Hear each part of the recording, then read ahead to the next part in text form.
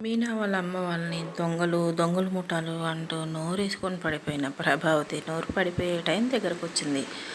అదేవిధంగా ఇక మనోజ్ అయితే ₹1,00,000 తీసుకుని రూపాయల మీద ఉన్న కవర్ కూడా చించకుండా ఆ డబ్బును అలాగనే ఇచ్చేస్తాడు. టికెట్లు బుక్ చేయండి మలేషియా వెళ్ళడానికి హనీమూన్కి అంటూ.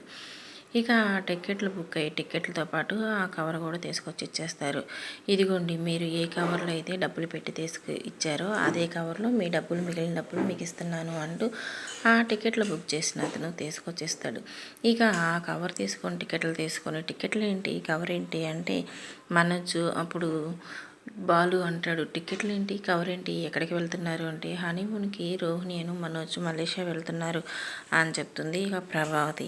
అనేసరికల్లా సరే అని చెప్పేసి ఇక మనోజ్ ఆ టికెట్లు తీసుకొని లోపలికి వెళ్తూ ఉంటే, టికెట్లు నువ్వు తీసుకోనన్న ఆ కవర్ ఇటు ఇవ్వు ఒకసారి, ఏం కవర్ అది, నన్ను కూడా చూడనివ్వు అంటూ ఆ కవర్ తీసుకొని బాలు చూస్తాడు. గవర్నమెంట్ ముద్రేసింది, నాన్నకి ₹1,00,000 పింఛన్ వచ్చిన డబ్బులు కవర్ ఇది అని చెప్పేసి అంటూ అందరి ముందు బహిరంగం చేసేస్తాడు బాలు అయితే. అలా చేయగానే ఇక ఏం చేయాలో అర్థం కాక నోరు వెళ్ళబెడతాడు మనోజ్ అయితే మాత్రం. మనోజ్తో పాటు రోహిణి కూడా వెళ్ళబెడుతుంది. ఇక అప్పుడు దాకా రోహిణి నోరేసుకొని ఇంట్లో వాళ్ళందరూ మీ తమ్ముడిని దొంగ దొంగ అంటుంటే నేను కూడా అన్నాను, అనవసరంగా పోలీసులకు కంప్లైంట్ ఇవ్వడం ఎందుకు, తీసిన డబ్బులు ఇచ్చేసి వెళ్ళు శివ అంటూ మీనా వాళ్ళ తమ్ముడిని అంటుంది. ఇక మీనాకి కోపం వచ్చేసి, అనవసరంగా నువ్వు కలగ చేసుకోకు రోహిణి, పాత మీనాన్ని చూసావంటే నువ్వు తట్టుకోలేవు అంటంతో, ఏంటి నా కోడల్ని బెదిరిస్తున్నావు పూలు అమ్ముకునే మొహందానా అంటూ మళ్ళీ బెదిరిస్తుంది ప్రభావతి. అలా బెదిరించగానే ఆగమ్మ ప్రభావతమ్మ, ఇది చూడు ముందు ఈ కట్ట ఎక్కడి నుంచి ఎక్కడికి వెళ్ళింది, ఎవరు తీసుకొని వెళ్ళారు, ఎవరిచ్చారు, ఎవరికి ఇచ్చారు, ఎక్కడుంటే తీసుకువెళ్ళారు అంటూ బాలు అయితే మాత్రం బయటికి తీస్తాడు. ఇప్పుడు చెప్పు, ఎవరు దొంగల మూట, ఎవరు దొంగ, ఇంటి దొంగని ఈశ్వరుడైనా పట్టలేడు అంటారు కదా, ఇప్పుడు ఎవరు ఇంటి దొంగ, ఎవరు ఈశ్వరుడు అంటూ ఇక బాలు నిలదీస్తాడు. అలా నిలదీయగానే ఇక మీనా కూడా ఇంటి దొంగని ఈశ్వరుడు కూడా పట్టించలేడు అంటారు, కానీ ఆ ఈశ్వరుడే ఏ రూపంలో వచ్చి పట్టించాడో చూడండి, ఇప్పుడు దాకా నా తమ్ముడిని దొంగ అన్నారుగా, ఇప్పుడు మాట్లాడరే మీ నోరు పడిపోయిందా, ఏం మాట్లాడారో ఎలా మాట్లాడారో మీకు అర్థమవుతుందా, నా తల్లిని చెల్లిని నా తమ్ముడిని ఎంతగా అవమానించారు,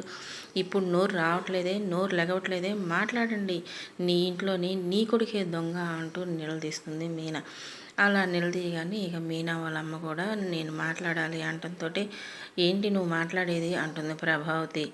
ఆగు, మాట్లాడాలి, ఈ ఇంట్లో మా అమ్మకి మాట్లాడే అధికారం ఉన్నప్పుడు మా అత్తయ్యకి మాత్రం మాట్లాడే అధికారం ఎందుకు లేదు, మా అత్తయ్య కూడా మాట్లాడుతుంది, మీరు మాట్లాడండి అత్తయ్య అని చెప్పేసి అంటూ ఇక బాలు అయితే వాళ్ళతో పర్మిషన్ ఇచ్చేస్తాడు. ఇక అంతే బాలు వాళ్ళత్త, ఏమ్మా ఇప్పుడు నోరు రావట్లేదా, ఇప్పుడు దాకా నా కొడుకుని దొంగలు ముఠ నా కొడుకుని చావమని కూడా అన్నావు కదా, ఇప్పుడు అదే మాట, నీ కొడుకే ఒక పెద్ద దొంగ, 40 లక్షలు ఎత్తుకెళ్ళినాడు, ఇప్పుడు ఆ ₹1,00,000 కూడా ఎత్తుకెళ్ళాడు, నీ కొడుకుని అనటానికి నోరు రావట్లేదే, కన్న తండ్రి కష్టపడి సంపాదించిన సొమ్ము కన్న తల్లి తెలియకుండా తీసుకువెళ్ళి జల్సా చేసుకుంటున్నాడు నీ కొడుకు, ఇప్పుడు నోరు పెగలట్లేదా నీకు అంటూ ఇక మీనా వాళ్ళ అమ్మ కూడా నానా మాట్లాడుతుంది. అలాగనే మీనా వాళ్ళ చెల్లెలు కూడా, ఇప్పుడు దాకా మమ్మల్ని అన్నారుగా, ఇప్పుడు ఎవరు నీ కొడుకే దొంగ, ఇప్పుడు నీ కుటుంబాన్ని ఏమని పేరు పెట్టి పిలవాలి అంటూ మీనా వాళ్ళ చెల్లెలు కూడా అంటుంది. అలా నాకల్లి చూస్తావేంటే పాపిష్టి మొహందానా అంటూ ఇక ప్రభా వాళ్ళ ఆయన కూడా ప్రభాని తిట్టేస్తాడు. అలా తిట్టేసిన తర్వాత ఇక మనోజ్ని పోలీసులకు పట్టించడానికి ఇప్పుడు చేయమంటావా ఫోను, పోలీసులను పిలవమంటావా అంటూ అంటుంది మీనా. అలా అనేసరికల్లా ఇక కొడుకుని ఎలా కాపాడుకోవాలో అర్థం కాని ప్రభావతి కొత్త ఎత్తుగడైతే వేస్తుంది. అయ్యయ్యో నా మతి మండ, రూపాయి కాయిన్ బాక్స్లో రూపాయి వేసినట్టుగా టక్కున్న నా మైండ్కి ఇప్పుడే తట్టింది, అయ్యయ్యో నేనేం చేయను, నాకెవరి దిష్టి తగిలింది, నాకెవరే మంత్రం పెట్టారు, 4 ధరల చోట నిమ్మకాయలు ఎవరైనా తిప్పేస్తే తొక్కానేమో ఏం పాడో, నాకు అసలు మతిమరుపు వచ్చేసిందండి, చాదస్తం పెరిగిపోయిందండి, నేనే వాడికి ఆ ₹1,00,000 ఇచ్చాను, నేనే మర్చిపోయాను అంటూ కొడుకుని కాపాడుకోవడానికి కొత్త డ్రామా అయితే వేస్తుంది. చూసావా నాన్న, మహానటి చనిపోయింది కాబట్టి సరిపోయింది, లేదంటే నటనకి నేను సరిపోనంటూ ఆమె ఎప్పుడూ తప్పుకునేది మహానటి సావిత్రి అంటూ బాలు అయితే మాత్రం ప్రభావతిని అంటూ ఉంటాడు. ఆగరా నువ్వు బాలు అని చెప్పేసి అని ఏంటి నువ్వు నిజంగా వాడికి ఇచ్చావా ₹1,00,000 అంటే, అవునండి నేనే ఇచ్చాను వాడికి. రేపు జాబ్ వచ్చిన తర్వాత శాలరీ వచ్చిన తర్వాత జీతం ఇస్తానన్నాడు. అందుకని వాళ్ళు టికెట్లు బుక్ చేసుకుంటానంటే ఆ ₹1,00,000 నేనే ఇచ్చానండి అంటూ కొత్త నాటకం మొదలు పెడుతుంది. అలా మొదలు పెట్టగానే మీదైతేనే ఒకలాగా, మాదైతేనే ఒకలాగా, అదే మీ కొడుకు అయితే కొడుకు, మా కొడుకు అయితే కొడుకు కాదు, కొత్త నాటకం బాగానే మొదలుపెట్టారు అంటాడు. ఇక బాలు కూడా అలాగే మీనా వాళ్ళ అమ్మ అందరూ కూడా చూస్తూ ఉంటారు. చూస్తూ ఉన్నప్పుడు అమ్మ, చెల్లెమ్మ, నేను మీ అన్నయ్యని అనుకొని నిన్ను చేతులు పట్టుకొని అడుగుతున్నాను. ఎంత అవమానం జరిగిందో చూస్తూనే ఉన్నాను. నన్ను నా కుటుంబాన్ని క్షమించమ్మా అంటూ ఇక బాలు వాళ్ళ నాన్న మీనా వాళ్ళ అమ్మని క్షమాపణలు అడుగుతాడు. ఏంటి అలా నిల్చొని చూస్తున్నావు, వాళ్ళని క్షమాపణలు అడుగు, ఇంటికి పిలిచి మరీ అవమానించావు కదా అని చెప్పేసి అని ఇక అందరు కలిసి ప్రభావతి చేత క్షమాపణలు అయితే చెప్పిస్తారు. ఇక బాలు వాళ్ళు మీనా వాళ్ళు అందరూ కలిసి కాఫీ తాగుతారు. కానీ రండమ్మ చెల్లెమ్మ కూర్చుంటుంటే, కాఫీ వద్దులేమ్మ ఇంటికి వెళ్ళి తాగండి, ఆ కాఫీ తాగే లోపల ఏ ఒక్కరు చిన్న వస్తువు పోయినా కూడా మీరే తీశారని మళ్ళీ నిందలేస్తారు. ఈ కాఫీ కంటే ఆ నిందలు భరాయించడం చాలా కష్టం. నిజమేనమ్మా, మన కాఫీ వద్దు ఏమొద్దు మనం వెళ్ళిపోదారా అంటూ ఇక మీనా వాళ్ళ చెల్లెలు కూడా మీనా వాళ్ళ అమ్మని తమ్ముని తీసుకొని వాళ్ళు వెళ్ళిపోతారు. వాళ్ళు ఇక అటు వెళ్ళగానే ఇక ప్రభావతి అయితే మాత్రం మనోజ్ని చచ్చేటట్టు కొడుతుంది. నా పరువు తీసావు కదరా, నేనంటే గడగడలు ఆడేవాళ్ళ ముందు నేను క్షమాపణలు చెప్పాల్సి వచ్చింది. నీ కోసం తగ్గి నీకు క్షమాపణలు చెప్పాల్సింది, నాకు చెప్పకుండా ఇంట్లో డబ్బులు ఎందుకు తీసుకువెళ్ళావురా, అసలుకి నీ కన్న తల్లినిరా, ఈ అమ్మ నీ కోసం ఎన్ని తప్పులు కాచిందో కడుపులో పెట్టుకుందో, అలాంటిది నాకు చెప్పకుండా నా కళ్ళు కప్పి ఇంట్లో డబ్బులు తీసుకొని వెళ్తావా అంటూ చచ్చేటట్టు కొడుతుంది. అది కాదమ్మా, రోహిణికి జాబ్ సంగతి చెప్పొద్దన్నావు, రోహిణి ఏమో ఇప్పటి నుంచే లగేజీ ప్యాక్ చేసుకుంటుంది, ఏం చేయాలో అర్థం కాక ₹1,00,000 తీసుకువెళ్ళానమ్మా అని చెప్పేసి అంటాడు. నాను అందుకు కాదురా బాధపడుతుంది, కనీసం నా ముందు నిలబడటానికి కూడా ధైర్యం చాలని వాళ్ళు, వాళ్ళకి నీకు క్షమాపణ చెప్పాల్సి వచ్చింది. రేపటి నుంచి నన్ను అసలు లెక్క చేస్తారా వాళ్ళు, ఆ మీనా వాళ్ళమ్మ నన్ను అసలు పట్టించుకుంటారా, నేనంటే గౌరవం ఇస్తారా, నిలువునా నా పరువు తీసావు కదరా అని చెప్పేసి అంటుంది ప్రభావతి.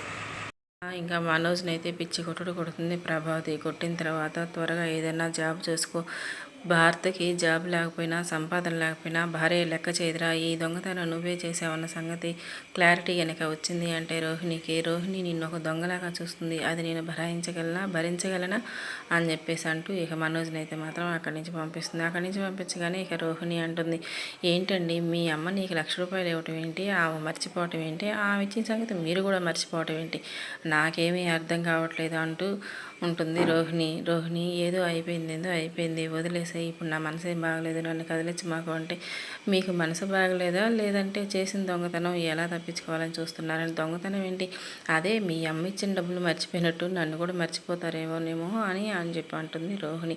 ఇక వాళ్ళిద్దరి మధ్య అట్లా సంభాషణ జరుగుతూ ఉంటే బాలు వస్తాడు.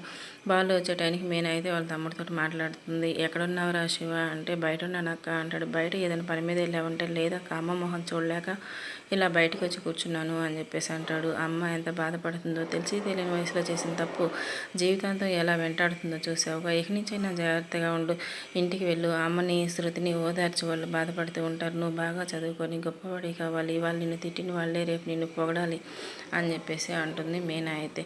సరేనక్క తప్పకుండా చదువుకుంటాను అంటాడు. ఇక బాలు రాగానే ఏ మొహం పెట్టుకొని వస్తారండి మా వాళ్ళు, రేపు మీ ఇంటికి రావాలంటే దొంగతనం వంట కడతారు, ఏ చిన్నదైనా వాళ్ళ మీద వేస్తారు, నా మనసు ఎందుకో తేలికపడట్లేదు, చాలా బాధగా ఉంది, జరిగిన అవమానాన్ని ఎలా మర్చిపోవాలో నాకు అర్థం కావట్లేదు అంటే, మీ ఇంట్లో గోడకు వేలాడే అయినా నా మామ, నా అత్త మామ, అలాగనే నా మద్దలు, నా బామ్మర్ది అందరూ నా వాళ్ళే, నేనుండగా నా ఇంటికి ఎందుకు రారు, ఎవరే ఉంటారు, ఎవ్వరు ఏమి అనరు, అయినా మా నాన్న మా అమ్మని అరిసాడుగా తిట్టాడుగా, ఇక వదిలేసే ఆ సంగతి నేనున్నానుగా, నేను చూసుకుంటాను, మా నాన్న ఒక డ్రైవరు, మా అమ్మ ఒక కండక్టరు, డ్రైవరు బస్సు నడపడం వరకే తెలుసు, కానీ కండక్టర్ టికెట్ అంటుంది, మా అమ్మ డబ్బుకి ఎంత విలుస్తుందో చూసావు కదా, ఇంక వదిలేసే ఈ టాపిక్ ఎంతతోటి అని చెప్పేసి అంటూ ఉంటాడు. బాలు అయితే మాత్రం చిన్నగా ఇక మీనాని ఓదారుస్తాడు. మీరు ఇంత ధైర్యం ఇచ్చాక నాకు చాలా హ్యాపీగా ఉందండి అంటుంది మీనా కూడా. జీవితం అంటే చాలామందికి ఒక పూలబాటలాగా ఉంటుంది. కొంతమందికి ముళ్ళబాటలాగా ఉంటుంది. అసలు జీవిత గమ్యం ఏంటో తెలియని వాళ్ళు చాలామంది ఉంటారు. జీవితం ఎటు పక్కకి వెళ్తుందో, ఎక్కడ ఆగుతుందో, ఎక్కడ మొదలవుతుందో అర్థం కాక సతమతం అయిపోతూ ఉంటారు. ఇంకొంతమంది అసలు జీవితం అంటే ఏమిటి? ఈ జీవితాన్ని ఎలా సద్వినియోగం చేసుకోవాలి? మనం చేయవలసిన పని ఏంటి? మన కర్తవ్యం ఏంటి? అనే ఆలోచనలతోటి మునిగిపోతూ ఉంటారు. కొందరు ఉరుగురు పురుగుల జీవితంతో రూపాయి సంపాదన అని పరుగులు పెడుతూ ఉంటే, మరికొందరు ఉద్యోగాలు లేక రోడ్ల మీద పడి మా జీవితం ఎలా ముందుకు సాగాలి, కుటుంబాన్ని ఎలా పోషించాలంటూ అల్లాడిపోతూ ఉంటారు.